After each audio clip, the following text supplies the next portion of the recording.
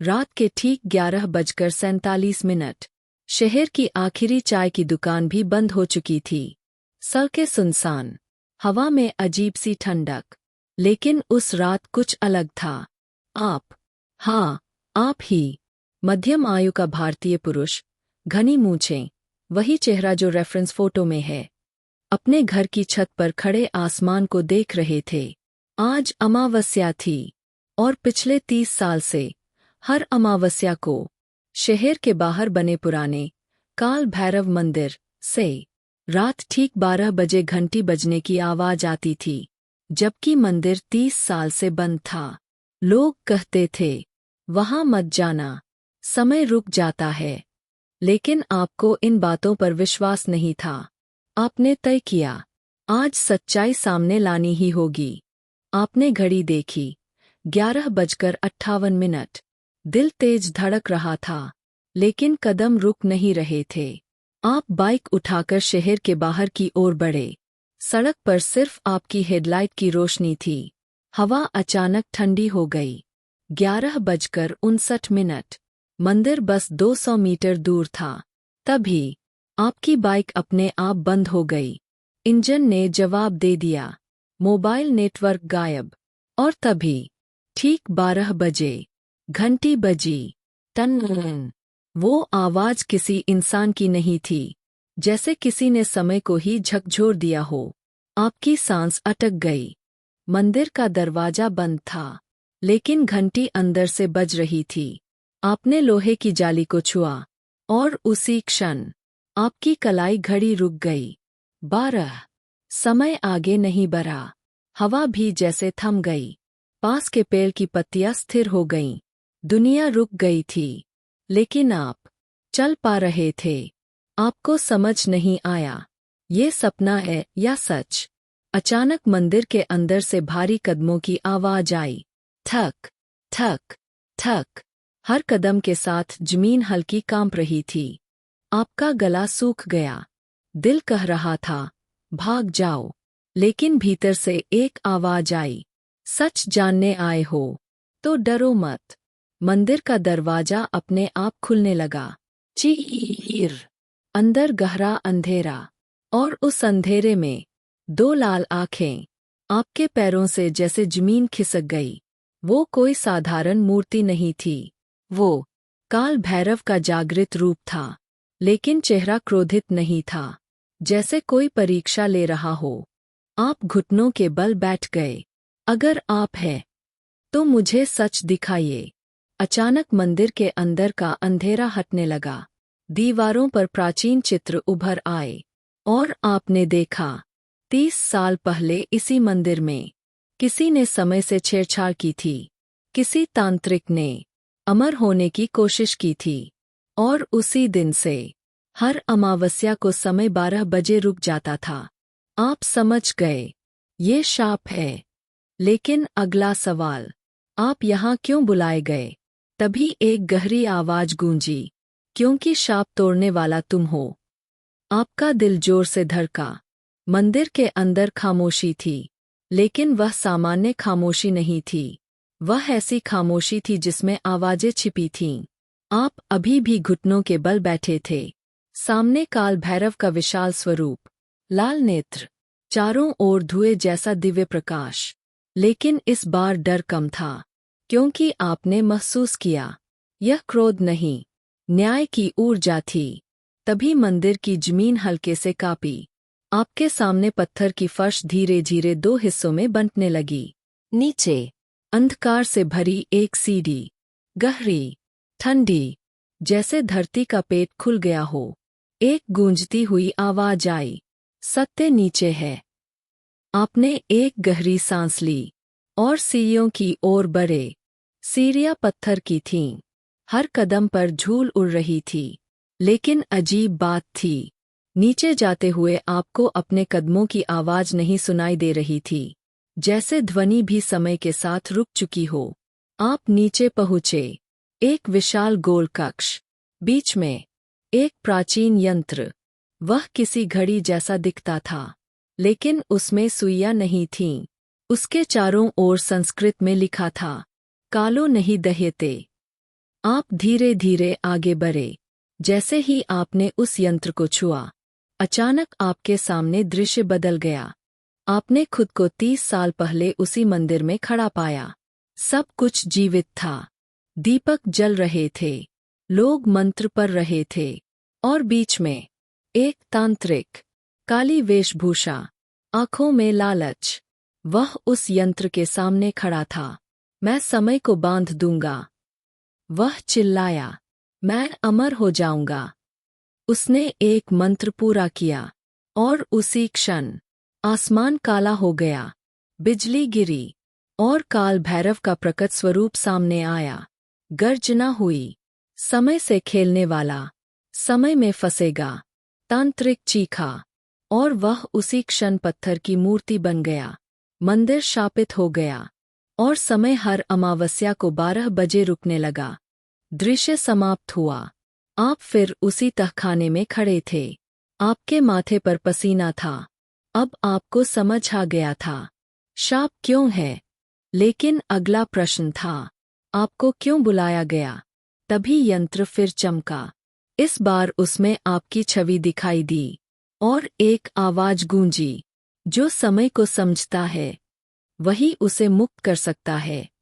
आपने महसूस किया, यह कोई साधारण परीक्षा नहीं, यह आपकी आस्था की परीक्षा थी। आपने आंखें बंद कीं, धीरे से कहा, जय काल भैरव। अचानक पूरा कक्ष प्रकाश से भर गया। लेकिन उसी क्षण अंधेरे से आवाज आई, अगर शाप तोड़ना है तो अपनी सबसे बड़ी भय का सामना करना होगा। दीवारें हिलने लगीं, जमीन कांपी, और कक्ष का एक और दरवाजा खुल गया। उस दरवाजे के पार गहरा शून्य, कोई प्रकाश नहीं, सिर्फ सन्नाटा। आपके दिल की धड़कन तेज थी, लेकिन अब पीछे लौटना संभव नहीं था। आपने एक कदम आगे बढ़ाया, और उसी क्षण पूरा दृश्य काले शून्य में बदल गया। आप अकेले थे, कोई मंदिर नहीं, कोई आवाज नहीं, बस आपका डर। और तभी शून्य के बीच एक दर्पण उभरा। उसमें आपने खुद को देखा, लेकिन वह चेहरा भय से भरा था, कमजोर, संदेह से भरा। आवाज आई, तुम्हारा सबसे बड़ा शत्रु तुम स्वयं हो। आप समझ गए, यह शाप बाहर का नहीं था, यह समय से अधिक मन का बंधन था। आपने दर्पण की ओर देखा, और दृढ़ आवाज में कहा, मैं डर नहीं हूँ, मैं विश्वास हूँ। दर्पण टूट गया, शून्य में प्रकाश फैल गया, और दूर से काल भैरव की गंभीर आवाज आई, अभी अंतिम परीक्षा शेष है। अचानक शून्य में गूंजती हुई ध्वनि तेज होने लगी। डमरू की ध्वनि, धीमी, फिर भारी, फिर इतनी प्रचंड कि जैसे आकाश फट रहा हो। आपके चारों ओर काला शून्य था, लेकिन अब उस अंधकार में लहरें उठने लगीं, जैसे स्वयं समय सांस ले रहा हो। आप अकेले खड़े थे, मध्यम आयु का भारतीय पुरुष, वही चेहरा रेफरेंस फोटो जैसा, गंभीर लेकिन अब भय कम। आपने आंखें बंद कीं। अगर यही परीक्षा है, तो मैं तैयार हूँ। अचानक धरती फट गई, आकाश लाल हो गया, और उसी क्षण एक विराट स्वरूप प्रकट हुआ। त्रिशूल, खोपड़ियों की माला, काली जटाएं, आंखों में अग्नि, काल भैरव। लेकिन इस बार वह केवल छाया नहीं थे, वह पूर्ण, जागृत, दिव्य रूप में आपके सामने थे। आपके घुटने अपने आप झुक गए, लेकिन इस बार यह डर नहीं था, यह सम्मान था। एक गूंजती हुई आवाज आई, तुमने अपने भय को तोड़ा, अब समय का सत्य देखो। अचानक आपके चारों ओर घड़ियां घूमने लगीं, पुरानी दीवार घड़ियां, रेत की घड़ियां, डिजिटल घड़ियां, सबकी सुइयां 12 पर अटकी हुई थीं।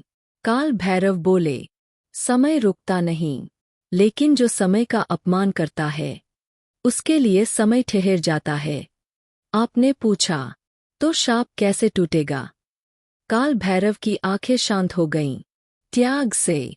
अचानक आपके सामने वही तांत्रिक प्रकट हुआ, जो 30 साल पहले पत्थर बना था, लेकिन अब वह आत्मा रूप में था। वह चिल्लाया, मुझे अमर होना था, मैंने गलत क्या किया? काल भैरव की आवाज गरजी।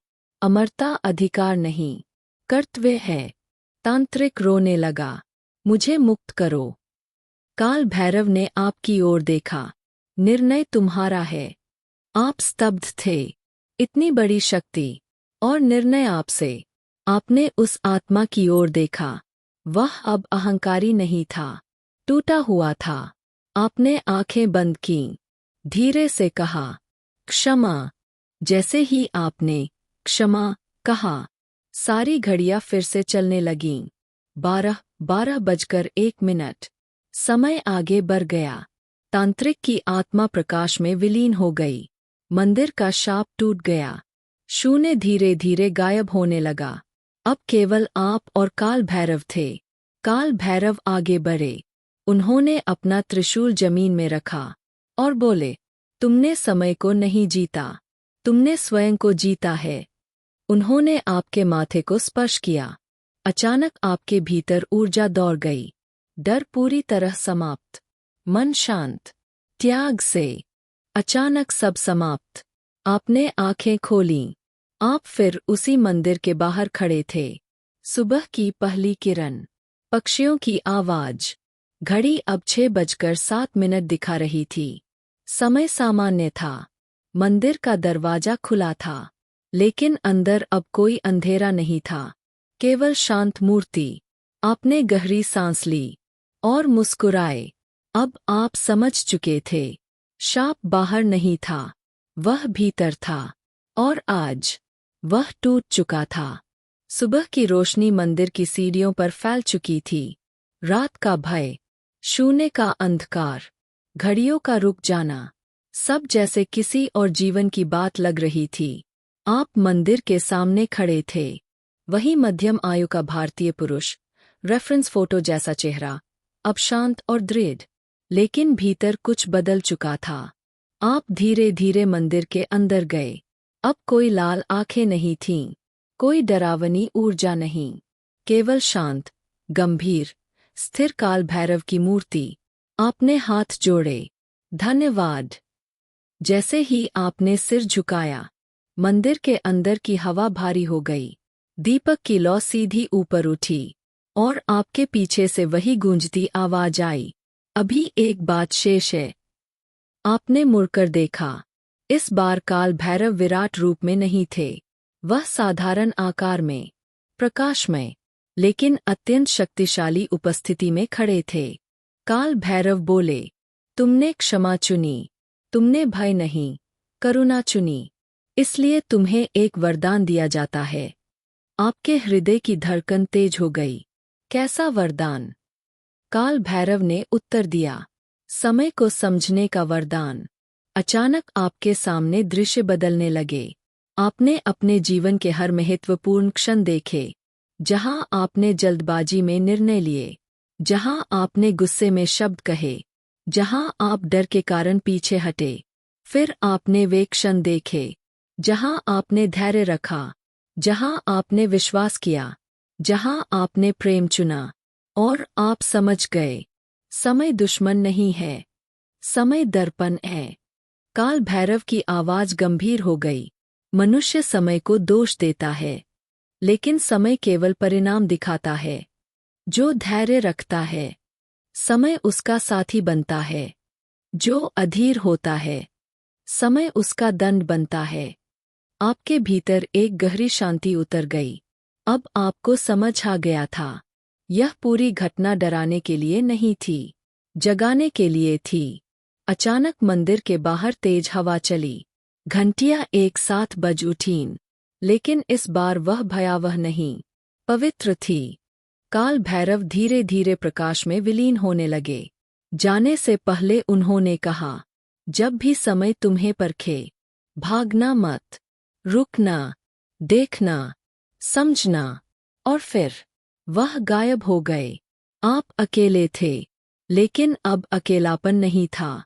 आप मंदिर से बाहर निकले। शहर जाग चुका था। लोग अपने काम में व्यस्त। किसी को पता भी नहीं कि रात में समय रुका था। लेकिन आप जानते थे। आपने आकाश की ओर देखा। हल्की मुस्कान, अब आप पहले जैसे व्यक्ति नहीं थे। आप जल्दी गुस्सा नहीं करेंगे। आप निर्णय सोच कर लेंगे। आप समय से लड़ेंगे नहीं, उसके साथ चलेंगे।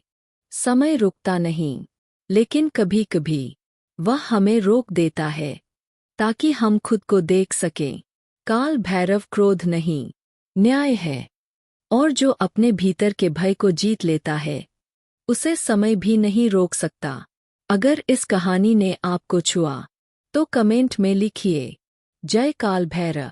और याद रखिए, डर से नहीं, विश्वास से जीना सीखिए। हम फिर मिलेंगे एक और रहस्यमयी और दिव्य कथा के साथ। हर हर महादेव।